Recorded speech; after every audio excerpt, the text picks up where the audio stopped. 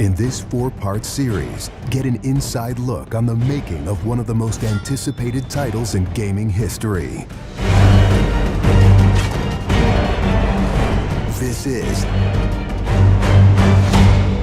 Inside Assassin's Creed 3.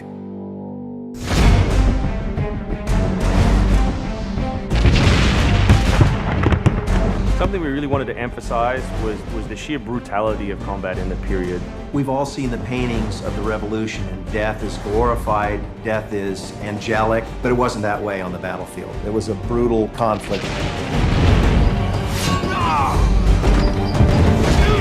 It feels that you're constantly going through dynamic fights, and that's not something technically we could do in the past. So it was like a personal challenge on the team to say, no, I think we can do this.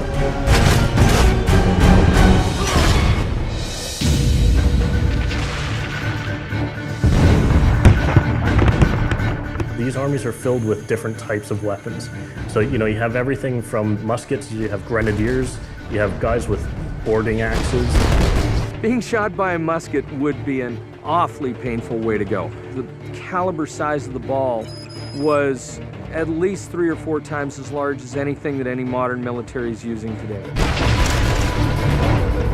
After the muskets were discharged, they would charge with their bayonets. What basically is a giant spear, and he has every intention of running that through you. They would shoot and then they would march, and that hand-to-hand combat was really brutal. And whether it's people using a bayonet affixed on the end of a musket, a small hatchet, this is a kind of killing that is very mano a mano.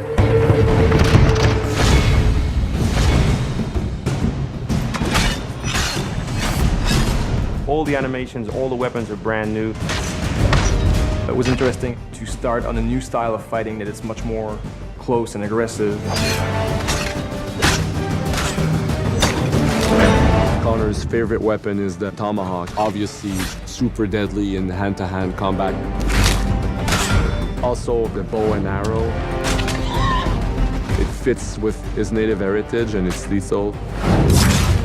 The rope dart, it's a real accurate Chinese tool that we found the references for that period as well. He can use it from the ground, so he can bring the enemy towards him.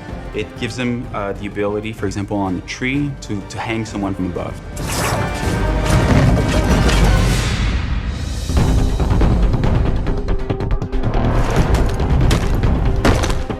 In Assassin's Creed 3, the one thing that we decided to do is to revamp the fight system from scratch.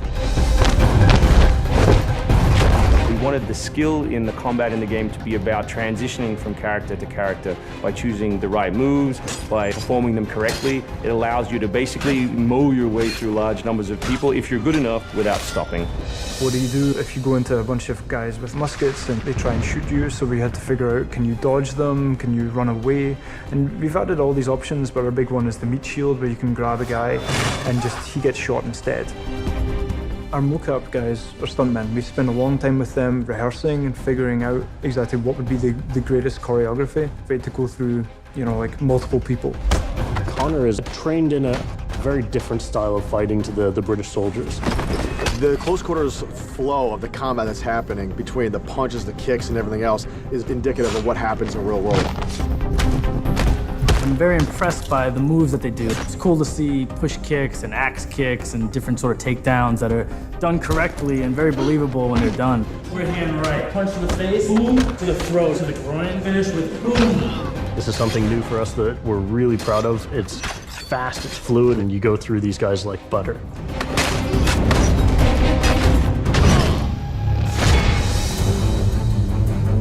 Connor is essentially the first guerrilla fighter. He's someone whose goal is always to move behind enemy lines, to pick off his target, and to escape. Employing guerrilla tactics, or what we now know today as asymmetric warfare, was something that truly was a component of the American Revolution. They learned what we would think was guerrilla-style warfare. You sort of hit quickly and then disappear.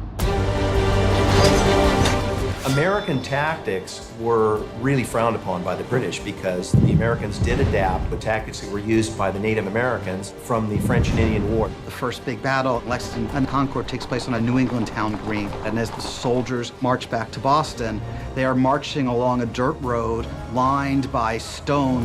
It's not the most effective strategy, wearing your bright red coat and march through the woods while some farmer's trying to shoot at you.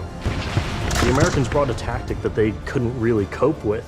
They essentially took it away from the battlefield and they started guerrilla tactics.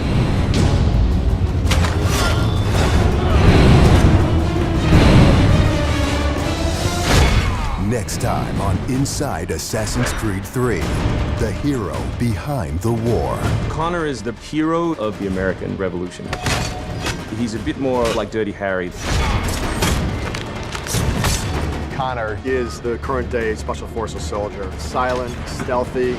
He's fighting for freedom and he's fighting against tyranny.